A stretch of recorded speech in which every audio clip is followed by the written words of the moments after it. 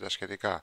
Μέσα εκεί έχει την είσοδο για το Plesk σας. Όταν θα μπείτε μέσα, θα πάτε στο Mail Accounts, θα πάτε στο Create Mail Accounts, κλικ. Θα γράψετε το πρόθεμα που θέλετε να έχει μπροστά το email σας. Στην προκειμένη περίπτωση θα βάλουμε test, papakifreshweb.gr.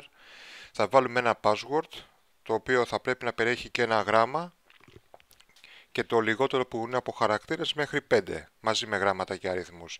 Θα βάλουμε Z1234.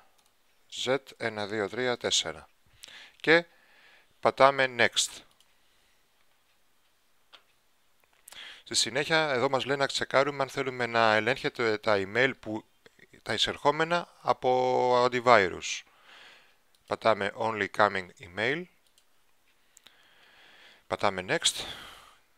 Και περιμένουμε να πάμε στην επόμενη καρτέλα που είναι τα spam. Για την ανεπιθύμητη αλληλογραφία, το φίλτρο.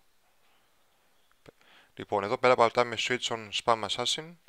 Πατάμε κλικ. Και Finish. Αυτό ήταν. Ο λογαριασμός email σας έχει δημιουργηθεί. Σας ευχαριστούμε που παρακολουθήσατε το βίντεο.